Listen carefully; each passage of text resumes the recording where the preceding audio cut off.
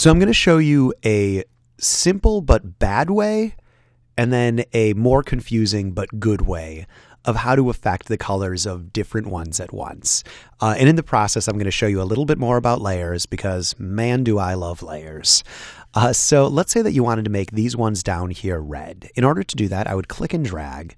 And be very, very conscious of what's being selected when you click and drag, because I would be worried about this background. Like if I were to click and drag, I'd be worried about this background yellow thing being selected. Because it's turned off, it's not going to be selected. I'd also be worried if there was this top yellow thing on, of the top yellow thing being selected. Because it's locked, it can't be selected. But if I were to say unlock it and then click and drag all of these, then we run into this problem again. So again, when you're clicking and dragging, just be very, very conscious of what layers you're clicking and dragging. So these are all locked because I accidentally had them all selected when I hit the lock sign.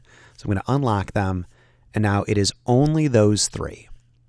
So here we go. If you're worried about selecting the wrong layers, you can always do that with shift selecting, or also with, here we go, with command selecting inside of the layers palette. So that's always an option for selecting multiple layers as well. So just wanted to flag that right there. So if I wanted to make all of these red, one thing I could do is I could put them into a group. So here we go. I got a little group right here, and now they're inside of this group. So it's a folder. It's called a group, but it's a folder.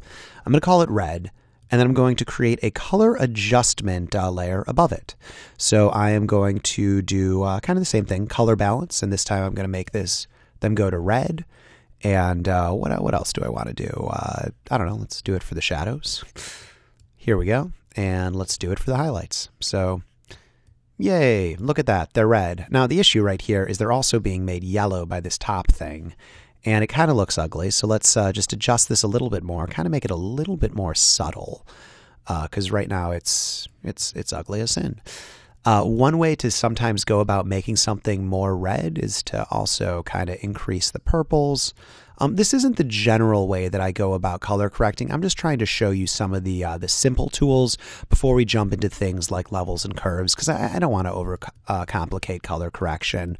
So that is more red. Another way that I could try doing it, and it's all about experimenting, is just go with a solid color, make it red. So here we go.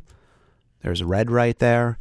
And here we go. And I'm just going to set it on a color mode that just affects the colors. Let's say color.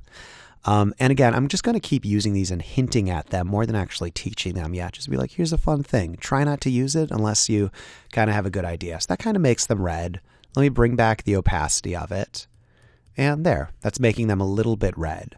Now, the problem that I'm having is it's also making this up here peach, because what it's looking at, here, let's just get rid of all of these top images.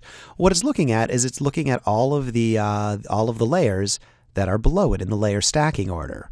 So in order to make it so this layer only affects, so this, this color adjustment layer only affects a single layer, or in this case, a single group, you need to do something special. And this is called a clipping mask. And in order to create that, here we go. I'm seeing if there's a simpler way than a shortcut key, if I can just right click. Okay, so you can either, I'll show you two ways to do it. One of them is to right click, and select create clipping mask. And notice that this icon is now here. And also notice, let me undo. Also notice that it's only affecting these three. So here, let me do a shortcut on it. Here we go. Now that's a little bit confusing. Let me show you this with a little bit clearer of an example. I'm going to go to text, and you'll notice that when I do text, it automatically creates a new layer. And so I'm just going to call this example. I'm going to select the text. I'm going to make it blue because why not? And I'm going to go to Move Tool. I'm going to transform it so it's larger. So let's say that we have one layer that says example and one layer that says hotel. If I right click and say create clipping mask, because this isn't just for colors, people, it only shows up when it overlaps the layer below. So a clipping mask is a layer that only affects the layer directly below it. So this is the clipping mask of this layer.